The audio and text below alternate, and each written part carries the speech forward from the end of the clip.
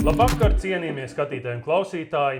Mākslīgais intelekts vairs nav nākotnes vīzija, tas jau šodien kļūst par mūsu darba, izglītības un ikdienas neatņemamu sastāvdaļu. Šovakar mēs ielūkosimies, kā AI tehnoloģijas maina pasauli, paver jaunas iespējas un vienlaikus liek uzdot svarīgus jautājumus par cilvēku un tehnoloģiju attiecībām. Aicinām būt kopā ar mums šajā ceļojumā uz laikmetu, kur zināšanas, radošums un inovācijas iegūst pavisam jaunu dimensiju. Tātad šo te ievadu mūsu raidījumam īsi pirms ierašanās sacerēja mākslīgais intelekts. Es tūlīties to visu mūrgi iztulkošu. Tātad šodien mēs parunāsim par draņķīgu latviešu valodu, ko vēl draņķīgāku padara nemākulīgi lietoti roboti un krievi ar runas defektiem. Jā. Un tātad mēs esam vispirms iepazīstināšu ar mūsu viešņu. Ar mūsu viešņu es kopā strādāju daudzus ilgus gadus. Mūsu viešņa visu zina par valodu un par mākslīgo intelektu, kas tiek lietots valodas apstrādē. Tā ir Antra Rēte. Un šobrīd viņa strādā valsts pārvaldē, kas ir ļoti nozīmīgi. Un viņa faktiski ir eksperts tieši mākslīgā intelekta lietojuma jautājumos, kas skar valodu. Un Negija. Jā. Tā. Un tā tad, kāpēc vispār mēs izdomājām taisīt par šo raidījumu, tā bija mana iniciatīva, jo es vienā dienā saņēmu 2 rakstus, kā redaktors. Vienu rakstu man atsūtīja no Kurzemes, un tur bija arī apmēram tāds pats murgs. Tas nav tikai pusmaratons, tas nav tikai par rezultātiem, finiša laikiem, tas ir stāsts par atmosfēru, par mūziku, un pilsēta dzīvo vienā ritmā, un viss šitie sūdi, es atvainojos, ja? Un otru tieši tādu pašu, ar tieši tādām pašām konstrukcijām un tieši tādiem pašiem murgiem, no kuriem neko nevar saprast, man atsūtīja tepatās no Ogres. Un, principā, varēja tikai vārdu pusmaratons aizstāt ar vārdu kultūras nams. Un tad es sapratu, ka ziepes ir īstenībā briesmīgas, un tās jau nav tikai manas kā redaktora ziepes, tās ir tādas kolektīvas ziepes, un mums patiesībā ir jādomā, kā izglābt latviešu valodu šobrīd. Tā, es atvainojos gari, bet es pabeidzu to savu uzrunu. Jūs varat man oponēt, apstrīdēt, un vislabāk, ja tu pastāstītu šobrīd par to savu pieredzi un ko tu ar to visu dari, jo tu tos murgus redzi ikdienā. Jā. Vispirms ir jāteic, ka es ilgus gadus strādāju kā korektora redaktora, un tad es saskāros ar to, ko tu uzsaki. Bet tad tā darīja žurnālisti, kad bija tāds, ka cilvēkam vispār ir tendence runāt diezgan klišejiski, rakstīt diezgan klišejiski.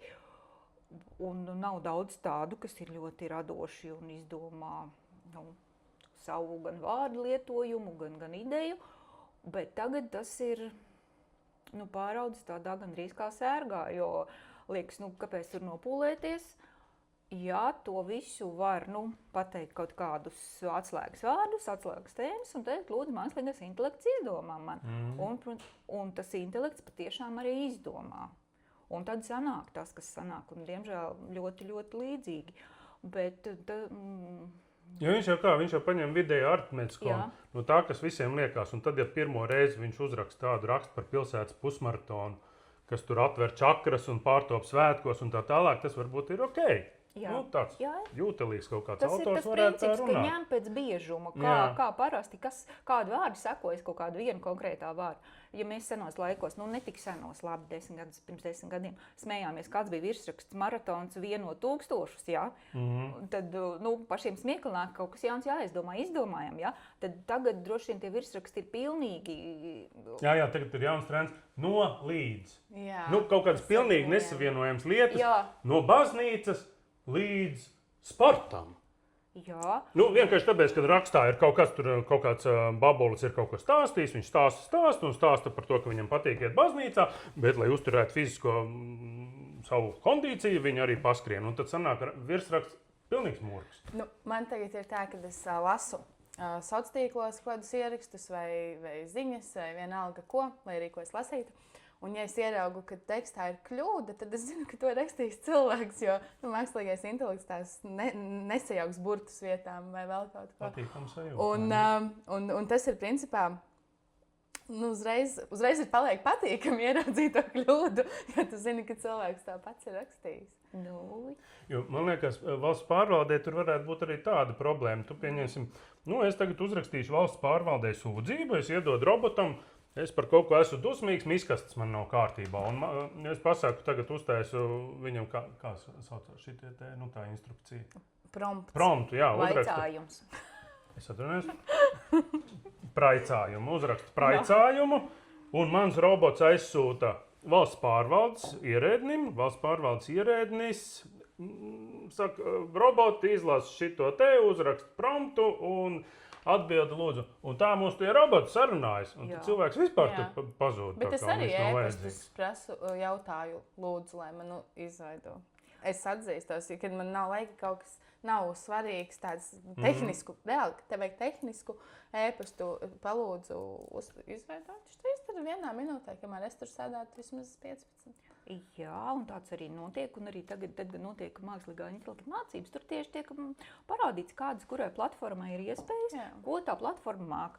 Viņš māk uzrakstīt tur ēpastu, tā it kā, būtu tur jurists, vēl kaut kas. No vienas puses tas cilvēkam atvieglo dzīvi, tad, lai tas cilvēks to izmanto liederīgi un nepaliek dumjāks nekļūst. Jā. Tas būtu tā ideālā doma, bet tā, diemžēl, nenotiek. Jo par to dumjību es Megajai jau stāstīju.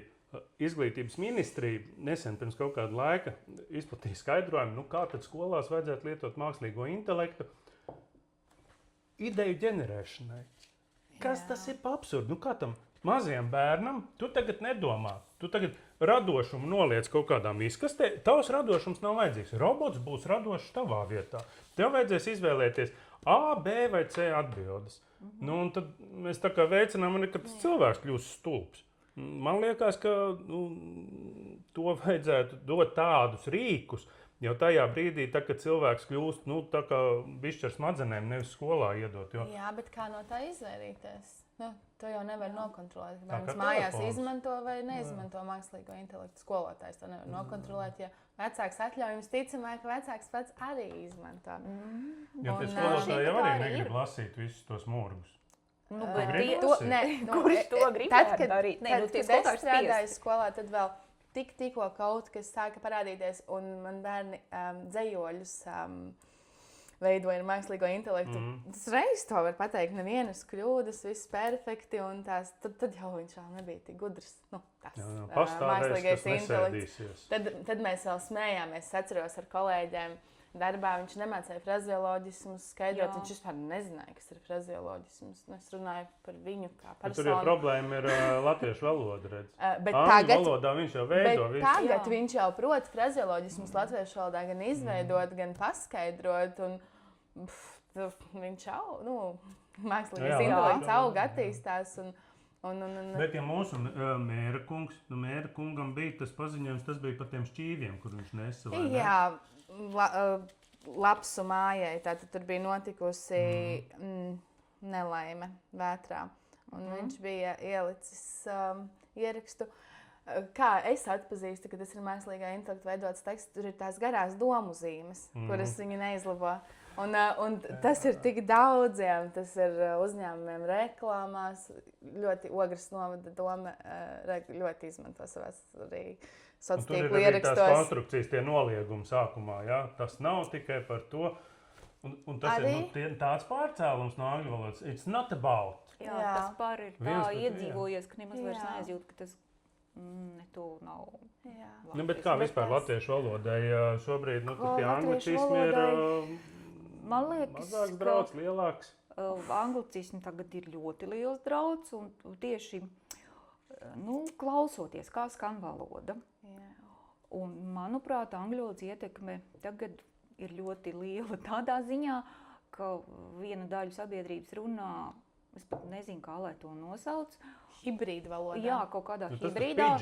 Pidžins kaut kāds, jā, tie ir latviešu vārdi, bet konstrukcijas ir angļu valodas konstrukcijas. Un viņi pat nejūt paši. Viens piemērs, piemēram, tas angliski are, un tad ir tas un tas, tā tiek veidots teikums.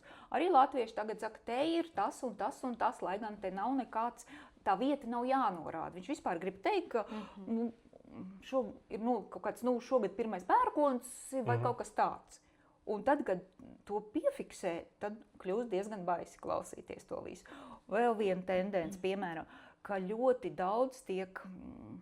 Mums, protams, vienmēr ir bijušas problēmas ar noteiktajiem un nenoteiktajiem īpašības vārdiem. Jā, kas nav vairāk iztulkoši. Tas jau Tiksim. Nu, teiksim, zils vai zilais. Jā, tur, teiksim, zvaniņš. Jā. Nē, tas nav zvaniņš. Zvaniņš, jā. Lūk. Un tagad ir tā tendence, ka visam pildi priekšā šis vai tas. Un tas, kas man būtu jāsaka, ir tas, tas, ko es gribētu teikt, ka tas zilais zvaniņš ir tas, ko mēs tur parasti esam pieņēmuši saukt par to un to, ka tur ir tik daudz lieku vārdu un visu laiku tas uzsvērums. Ka tur var vienkārši pateikt, šis zilais zvaniņš, tur, ko viņš tur dara smaržunkā. Bet tā liekvārdība tajā mākslīgajā intelektā viņa arī ir. Tas ievads, ko es nolasīju. Ja domāju, tur var vienā teikumā pateikt labdien, čau. Jā, viss. Un vēl viena tendence, kas ir, tad, kad mēs bijām bērni, tad mums bija tāda anekdote. Par to mums nāca smiekli. Lido divas vārnas, viena melna, otra pa kreisi. Šobrīd tā vairs nav anekdote. Tā ir normāla gramatika. Daudz cilvēku uzskatā, ka var savienot ar un nesavienojamas lietas, ka tie ir pilnīgi dažādi apzīmēti apstākļi vienalga, lai kas tas būtu, ka tā nedrīkst. Un tā ir vardarbība pret valodu. Bet es atkal par tiem īpašības vārdiem noteiktajiem, nenoteiktiem neesmu pamanījusi, ka tā būtu problēma tiem, kas ir kam latviešu valoda ir dzimtā valoda. Es vairāk esmu pamanījusi, ka to izmanto nepareizi citu tautību pārstāvju, bet interesanti, ka tas arī... Te mēs varam tā smalki pāriet uz to citu tēmu, kas ir Latvijas rādījā. Jā, bet vēl piebildīt pie šī, man bija tikšanās ar vidusskolēniem.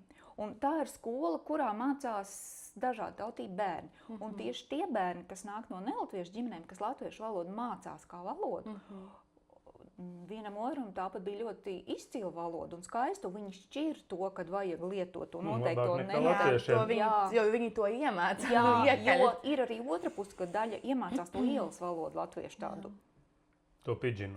Jā, piemēram, arī... Bet tur vēl krievu valoda nāk klāt. Tur viss kaut kas nāk, un drusku angļu valoda arī klāt. Vai, piemēram, ka, pieņemsim, tur uzrunāt valsts pārvaldē publiskā pasākumā. Anģa nevajadzētu, jā, tur droši vien vajadzētu teikt kaut kāds tur Bērziņkungs, jā. Bet, Bērziņkungs teica čaļi pa galvu, sen nesat dabūjuši. Tas bija cits Bērziņkungs arī. Prezidents Bērziņš. Jā. Bet laikam sen nesat sīsti, viņš teica, vai kaut ko tādu, ne? Tā bija. Tur pie prokuratūras tur bija tas konflikts. Bet mēs varam pieskarties... Var sakot, cits drauds, jā? Jā, pie tā Latvijas rādio, jo redz, tā latviešu valoda šobrīd tiek daudzīta no visām pusēm, un tad ir zeme atveries. Es arī vienmēr klausos ar šausmām, kā runā krievi Latvijas rādio. Tie krievi, kurus aizslēdza LR4 kanālu, un tad tur kaut kādus krievus negribēja izmest ārā. Un tad tos krievus paturēja, un tagad viņus pārlika runāt pirmajā kanālā, kas vienmēr ir bijis latviešu valodas etalons. Un tas tā vēsturiski vienmēr ir bijis. Visi latviešu diktori tur mācās runu. Viņiem ir Liniņš mācījis, tad viņiem tur aktrises visādas nopelniem bagāts nāk, un viņi tur runā ar akmentiņu mutē, un šis šaursliežu dzelzceļš nav mans šaursliežu dzelzceļš, un visi šitie te murgi, un tad atnāk divi krievi. Un maz, ka viņi ir krievi, un viņi runā ar akcentu un saka bieka pieka, viņiem ir runas defekti, viņi abi šļupst. Kā? Man personīgi liktos, ka tas arī ir nevis liktos liekas, ka tas ir nepieņemami. Iespējams, tur ir kaut kādas darba tiesiskas attiecības vai vēl kaut kas, bet tomēr valsts sabiedriskajā mēdījā tur vajadzētu būt paraugrunai. Bet tur kāds to ombudam taču nosūdzēja. Jā, ka tas ombuda lēmums bija tāds, kamēr tas, tā pārtulkojot, netraucē saziņu, tas nav ļaunprātīga valodas, kā lai saka, jāizlas precīzi. Sačakarēšana. Teiksim tā, jā, ka viņi to nedara ļaunprātīgi. Patiesībā iespējams, nē, es domāju, protams, ka nē, ka patiesībā tā sūdzība bija droši vien jāraksta citādāk. Ja mēs gribam aizstāvēt, tad tur ir ļoti viltīgi jāpadomā. Tur atkal tā juridiskā puse varbūt ir. Ja? Ka varbūt tas jautājums ir, nu, es nezinu, valsts valodas likums, varbūt vēl kaut kāds. Ja? Kurš tad neviens taču nesēž par gramatiku cietumā? Ja? Jā. Nē, nu, protams, ka es priecājos par šiem cilvēkiem, kas tā kā runā latviešu valodā un mēģina. Tad te jau mēs varam, te nav jābūt tā citas tautības pārstāvjiem. Tikpat labi, kāds ir atbraukt no Latgales un runāt ļoti neliterārā latviešu valodā, vai ne? Vai tad arī mēs rakstītu kādu? Nu, ir emigranti, kas brauc un bērni ir mācījušies ārzemes skolās. Un, protams, jā, bet šis tomēr ir cits gadījums. Nu, te nav runa par iekļaujošu sabiedrību, te ir runa vienkārši par to, ka tālāk jau publikai tiek mācīta nepareiza valsts valoda. Nu, jā, tas drīzāk varbūt varētu tik kā nepietiekama kvalifikācija vērtēta, bet kurš ir tas, kurš vērtē? Nu jā, bet vārdu sakot, mums tas nepatīk. Jo mēs tomēr mēs gribētu dzirdēt labu latviešu valodu, tāpat kā mēs avīzē cenšamies likt labu latviešu valodu. Liels paldies jums par to. Kā mums tas sanāk.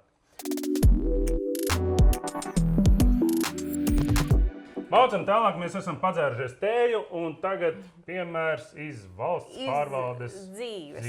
Mēs visi zinām veco stāstu, nogalināt nedrīkst apžēlot, ka komāts glāb dzīvību vai kaut ko tādu, un tas visiem ir apnicis, bet reizēm pieturzīmes un korektoru darbs ir tiešām tas, kas ļoti ietekmē cilvēku dzīvi. Mēs, protams, atceramies visu stāstu, ko mēs paši esam avīzē sagāzuši un smējušies, kas uz vāka aiziet un tā, bet ir viens... Jā, ir bijuši ļoti smieklīgi gadījumi. Bet diezgan sens piemērs no 94. gada, kad Saeimā gadījās tā, ka tehniski iemeslu dēļ, strādājot ar valsts budžeta likumu, tur, var sakot, īsti nevarēja saprast, kur tas nebija komats, tas bija, vai tas ir uz kaut kāds liekas cipars parādījās, un to ciparu nevarēja saprast vai priekšā, vai apakaļ. Var sakot, to, ko izdarīja, vajadzēja darīt otrādāk. Un tas viss rezultējās ar to, ka 9 miljoni tika atņemti zemkopības ministrijai. Un 94. gadā 9 miljoni, tas nav... Bet virsraksts arī burvīgs. Jā, Saeimas korektori groza budžetu. Tas pēc tam, protams, cietumā neviens nesēdēja, un tā, bet arī tādi stāsti ir dzīvē notiek. Tas ir runājot par Saimu. Vai mēs turpināsim šo pašu? Runājot par Saimu, es skatījos sociālā tīkla arī ierakstus. Domāju, paskatīšos, kā tad Saimā iet ar latviešu valodu, ar mākslīgo intelektu vairāk tieši arī saistītu. Un atradu Evikas Siliņas, mūsu premjeras, ierakstu, kur viņa sveic visu Latvijas neatkarības atjaunošanas dienā. Un man tas teksts likās tāds mazliet dīvains, tāpēc es nolēmu ierakstīt mākslīgā intelekta rīkā Google Gemini un palūgt viņu ierakstīt tātad lūgumu, palūgt izveidot apsveikumu arī Latvijas valsts neatkarības atjaunošanas dienā, bet pieteicu viņam, lai viņš iedomājas, ka es esmu premjere. Tātad man tur saskanēja aptuveni 80% no šī teksta. Īstās runas, jā, es tātad pasvītroju. Brīvība nav pašsaprotama. To pašu arī saka mūsu premjere. Mākslīgais intelekts saka, tā ir mūsu ikdienas izvēle un atbildība. Tieši to pašu saka premjere. Šodien mēs to apliecinām ar darbiem. Tieši to pašu arī viņa saka. Jā. Padomnieki vairs nav vajadzīgi. Runas kļūst ar vien neinteresantāks. Un īstenībā tas var nonākt līdz tam, kā arī pat politika kļūst drausmīgi garlaicīgi, jo tie cilvēki arī kļūst vienādi. Viņi vienādi runā un vienādi izpaužās. Tas arī vienādi nesaprotas, jo mazāk cilvēkam ir iemaņas saprast un runāt tā, lai citi saprot, jo mazāk viņi saprot. Un tad veidojās tāda emocionāla roku vicināšana, mūmē, un cilvēki nesaprot. Jā, šeit ir labs piemērs. Jā, tāpēc ir tik svarīgi. Nesajaukt. Par sajaukšanu kļūdām drīkst vienu mazu atkāpīti. bija tāds brīnišķīgs dzejnieks Jānis Rokpelnis. Jā. Un, kā gadījās, kā ne, žurnālists kļūdījās, redaktors nepamanīja, un laikrakstā aizgāja versija, ka dzejnieka vārds ir Jānis Rokpenis. Dzejnieks Jānis Rokpelnis bija ārkārtīgi sašutis par šo. Viņš piezvanīja uz redakciju, viņš izlamāja redaktoru, izlamāja žurnālistu, visus izlamāja, visi klanīja galvas, vainīgie tiks atlaisti un tā tālāk, un būs nākamajā avīzē būs kļūdas labojums, nākamajā avīzē rakstīt tā un tā, ļoti atvainojamies, ir pieļauta kļūda, sirsnīgi atvainojamies cienījamam Rokpeņa kungam.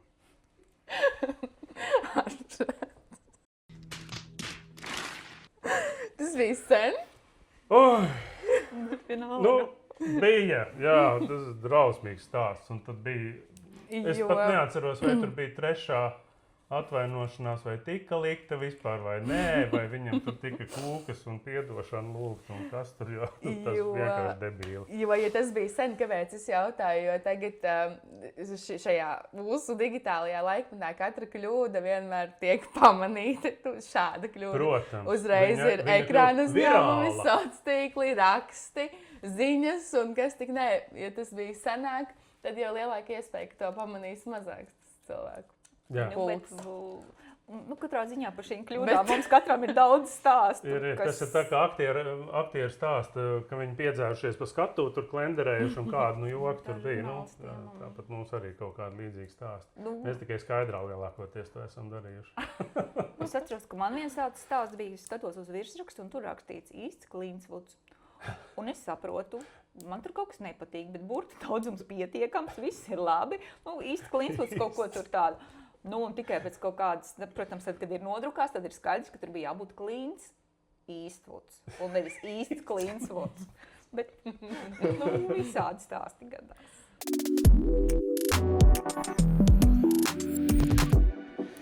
Es pamācu mums latviešu valodu tagad, lai mums tas latviešu valodu, jā, pie jokiem, mēs tomēr rakstām tos burtus un avīzes taisām un... Labi. Portālā ir daudz vairāk kļūdu nekā avīzē, bet tas ir tāpēc, ka avīzē joprojām strādā dzīves korektors. Jā, tas ir lieliski. Jo daudzi jau tagad izmanto arī to mākslīgo intelektu kā korektoru. Un viņš neatpazīst frazeoloģismus, viņš neatpazīst stilu. Pieļauj stila kļūdas visvairāk, jā, bet komatus noteikti saliek labāk nekā cilvēks, kurš ar komatiem ir uz jūs. Kad es biju maziņš, tam man likās, jo vairāk komandas salikšu, jo būs labāk. Un tas ir tā, kā krievi saka, latiškīs garumzīmeņi sportiši. Tātad latviešu valoda ir garumzīme nesabojās. Tātad. Bet komanda daudzums, kad ir neliela mācības stunda. Labi, bet varbūt tad atbildes uzreiz vai kā? Labi. Jā? Mums jāatbild? Jā, jums jāatbild. Kurš pirmais tā kā? Tas pat nav svarīgi. Labi, kurš pirmais būs jāatbild? Neatbildēs beigās. Spiešam podziņu. To atlaidīs. Labi. Kā ir pareizi? Ķeru, beru, sveru, veru vai ķeru, beru, veru, sveru? Šo man mācīja vēl Liniņa kungs. Ķert, vert, bert. Tātad pirmais variants. Un ko tu liktu? Ko tu saki? Es saku, man liekas, ka ir otrais, nē? Tas, kur mīkstinātais, tas ir... Ķeru, beru, veru? Tas bija senākās. Tas bija pirmais. Bet tas no tad pirmais. Labi, tu saki ar plato. Ķeru, beru, veru. Nē, pirmais ir... Ķeru, beru. Es saku ķeru, beru, veru. Bet tu saki ar plato. Jā? Tu esi apkaunojums redakcijā. Nē, nav tik traki, jo tagad ir nolēmts, ka abi varianti ir literāri. Bet tie, kas māk pateikt, tas ir smalki imanti. Es vēru šo diegu. Jā, labi. Un bēģu spainī. Vēnspils vai Ventspils? Mīļie Ventiņi. Droši vien, ka Ventspils. Ar šauro vai ar plato? Es saku ar šauro, bet nē, ka pareizi laikam ir ar šauro, bet es saku Ventspils. Pareizi ir ar plato. Jā? Oi, cik labi, es arī saku Ventspils. Es arī. Tagad ir Kāpēc vēl. viņi saka mīļie Ventiņi? Tas ir labi. Ventiņi ir tā, bet Venta Tas nāk no tā venta, tāpēc, ka nākamais ir au un tā. Tas ir Tik tagad skaisti. kaut kad Nē, tas ir bijis vienmēr, tikai cik cilvēki to ievēro. Tad ir tāds smieklīgs. Lenteņi. Tas ir drusku cits. Lentiņi. Balkons, citrons, rajons, buljons vai balkons, citrons, rajons, buljons. Kāpēc man šķiet, ka es kaut kur atceros, ka ir pareizi balkons? Bet es saku Es saku balkons. balkons. Bet pareizrakstības vārnīcā ir teikts, ka abi ir pareizi varianti, bet es neesmu satiks nevienu cilvēku, kurš saka balkons un buljons. Var teikt ogre? Nevar teikt ogre. Kāpēc nevar teikt ogre? Ja var teikt balkons. Tāpēc tas nav gluži viens un tas pats, tāpēc, ka balkons ir svešvārds droši vien, bet ogre Tur ir. mainās kādi līdzskaņi blakus. Labi. Nu tagad vienkārši. Nostalģija vai nostalģija? Ar L. Malači. Paga. Nostalģija. Sakam ar L, bet rakstām ar L. Un vajadzētu arī teikt ar L. Man pa šitiem te man ir uzlaustas smadzenes, es nevaru pateikt dzemdības, es saku dzembadības, dzembadība nams, un es zinu, ka tas ir nepareizi, man vienkārši ir kāds uzlaustas smadzenes vienreiz, un Gadās tas tāda katra personiskā. Nu tad ir Jānis vai Jānis? Jānis. Pagaid, bet Gan jau, ka var arī būt Jānis kāds. Jānis Rozentāls, ja, ka tas nav Jā. tā a priori, ka viss ir jālabo uzreiz jā, pa Jāni, bet jāapstās, Jā. lai tekstā Jānis nebūtu Jānis Rozentāls. Bet tas nav vēsturiski vienkārši personu vārdos, ka tur ir kļūdas kaut kādas, tur kara laikā sarakstītas un nepareizi dokumenti. Jo es pieņemsim, domāju, es esmu Vīksne, un koks ir Vīksna. Bet iespējams, ka apvidvārdos arī ir kaut kur Vīksne, ir arī koks. Drīkst mazu atkāpīt, ja? Pēc tam Drīkst. turpināsim. Es apskatījos tezaurā vārdu Vīksne. Kaut kad sākām runāties, vai ne, ko tas vārds nozīmē, un vai tā ir tiešām no Vīksnes. Atver tezauru, un tur ir rakstīts, Imants Vīksne ir baigais kretīns. Piemērs. Un tas bija Jā. valodas korpusā, piemērs vārdam Vīksne. Un pats smieklīgākais bija tas, ka manas sievas kundze bija uzreiz drausmīgi nikna, tā kā puķis, viņa uzreiz zvana uz universitāti, kas ir tam pasākumam turētājs. Nekavējoties izlabojiet, kas tas ir par ārprātu, kāpēc jūs neko tur nekontrolējat. Nē, mēs tagad nevaram. Mēs pēc 2 mēnešiem mainīsim tur to visu padarīšanu, un tad mēs jums samainīsim. Tikmēr es biju baigais kretīns. Un kāds man jau netrūkst cienītāji dažādi, vai ne, kas man daļrādi īpaši seko. Nepatīk tavs iedomājums. Jā, bet viņi tur ieliek, un es kļuvu par latviešu valodas korpusu piemēru. Jā, galvenais, ka tu nekļuvi par tezauru nīdēju. Jā, nē, tezaurs ir ok. Tezaurs ir ok. Man patīk tēzors. Maucam Labi. tālāk. Grilēts vai grillēts? Grillēts ar 2 L. Grils, es saku ar vienu. Ar vienu. Tāpēc Pā, ir grils. Tāpēc, ka tas nav latviešu vārds un tie dubultojumi latviski nesaglabājās. Tur gan ir ļoti dažādi. Tur tas ir drusku sarežģītāk, bet grillēts ir viena. Bet šitos jokšovos politiķus grillē. Viņi vienmēr uzsver vēl tā. Uzgrillē politiķi. Tas ir mākslas paņēmiens, tā nav gramatika. Labi, holēra vai holēra? Izklausās pēc. Pagaid, kas tas bija par romantu? Mīlestību Tīpa holēras laikā. laikos. Jā. Pirmais. Holēra. Īsais. Īsais, jā. Un arī šampanietis jāraksta, Jā. bet es arī nezinu Tāpēc, ka daudz, šampaņa. kādu, kurš ļoti maz cilvēku saka šampanietis, visi saka Šampānietis. Jā, konsilijas vai konsilijas? Pirmais? Man šķiet, ka Konsilijas viss tagad ir būs īso? otrajā. Ar īso? Jā, Nē, tagad ir ar garo nulēm, kā Konsilijas. garo ļoti grūti izrunāt ar īso. Var jau Bet būt ir kā holēra. konsilium. Jā, bet tas ir Latvijas. pieņems lēmums. Tā mums tas valodas process notiek, jā, bet līdz holērai neesam tikuši. Varbūt holēra kādreiz arī būs ar garo e. Labi, vairāk nekā tev, vairāk kā tev.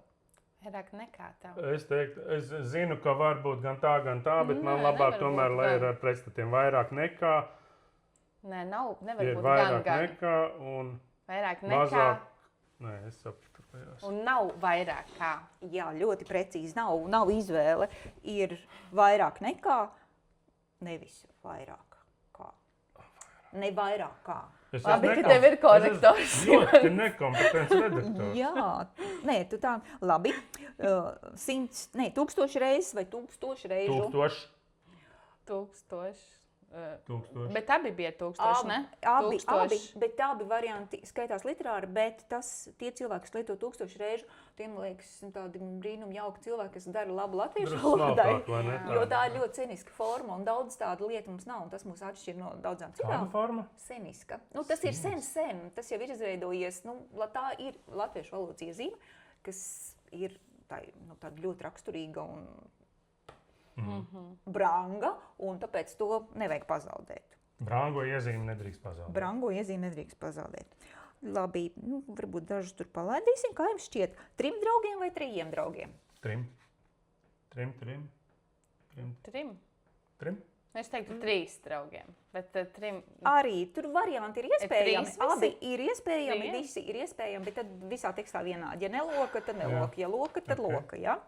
Nu, tad vēl tāds sniegs redaktora modrībai. Garšu kārpiņas vai garšas kārpiņas? Garšas kārpiņas. Piekrīt, jā? Labi. Piena pārstrādes uzņēmums vai piena apstrādes uzņēmums? Pārstrādes. Mums tagad daudz ir piena apstrādes. Ja? Jā, tas ir tāds. Patiesībā šie visi piemēri ir no dzīves, kas ir tā pielāgti.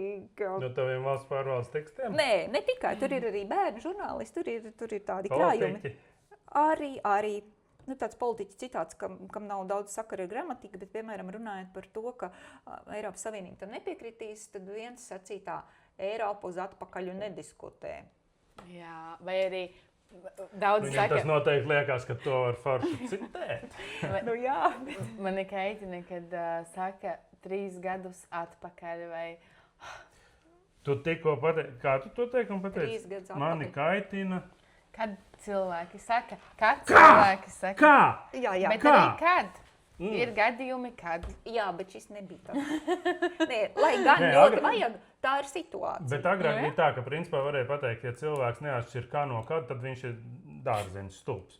Jā, Vispār ar tā viņu jau nav tā vērts nedrīkst. runāt. Tagad ir tā, ka man liekas, no tiem, kuri pa televizoru tur runā, visas tās galvas, ka tur 2/3 putrojas kad un kā, un tas vairs nestrādā. Jā. Jā. Nu, tad šis piemērs ir no mākslīgā intelekta. Var sakot, kā būtu pareizi nāves certifikāts, nāves apliecība vai miršanas apliecība? Miršanas apliecība. Nāves certifikāts ir labi, vai ne? Tiesības nomirt. Un nāves apliecība, tas ir tā kā drusku uzlabotais jau variants, kamēr tiek Atnāk līdz ārā un miršanas uzliek zīmogu. ar apliecību. Ja? Nu, un tad tāds parastais no cilvēka parastā ēst jēru vai ēst jēra gaļu. Jēra gaļa. Nu, iespējams, ka var arī jēru, tad, kad ēd visu jēru. Jērgaļa ir saliktenis. Nu, Arī tā var. jērgaļa. Jērgaļa. Vai tad ne? Jēra gaļa. Nu, tas jau tad būtu tāds okazionālisms pēc parauga cūgaļa, ja? Jā. Nu, labi. Oka kas? Okazionālisms. Tas ir viens vārds, kas ir Tā ir kaut kāda konkrētiem gadiem slimība, izdomāts. jā, ar valodas lietošanu saistīta. Un pēdējais, tas no bērnu sacerējumiem. Sprīdīts bija bārenis, sprīdīts bija atraitnis.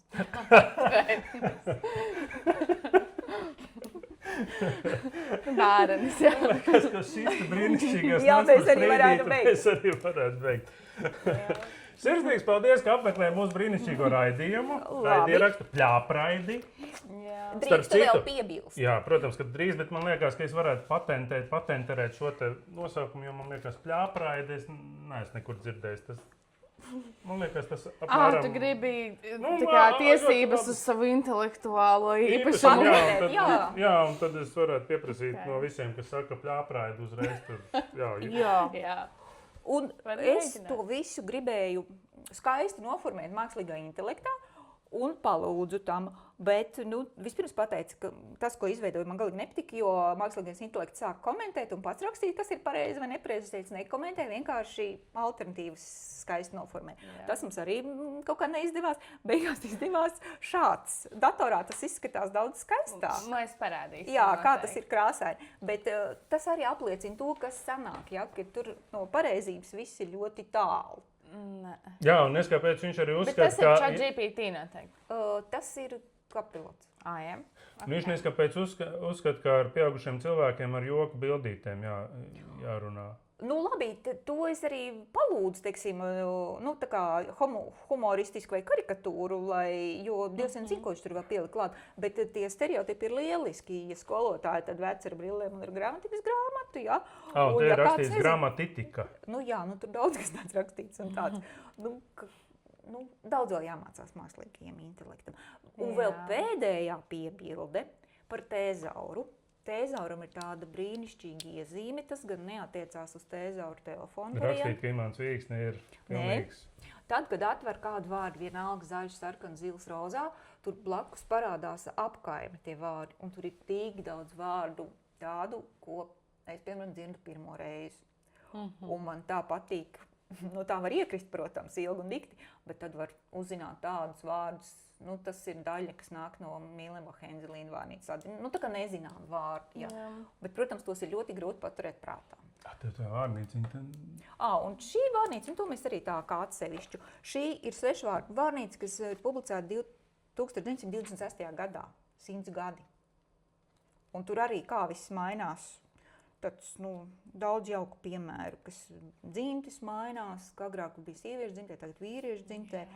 Un patiesībā es to meklēju tāpēc, ka, var sakot, lasīju. Tā bija Kāļa Skalbes kaut kāda pasaka, un tur bija par apelsīniem stāsts, bet apelsīni viņam bija oranžas. Un tad es domāju, kāpēc lietot tādu vārdu. Un tad sāku skatīties.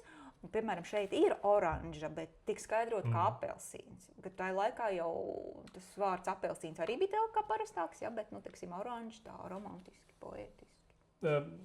Drīkst atlikt nedaudz nobeigšanu, pabeigšanu, sabeigšanu, tāpēc, ka par Kārļa Skalbes oranžiem ir maza atkāpīta. Es biju Kārļa Skalbes muzejā, tur Vidzemē projām.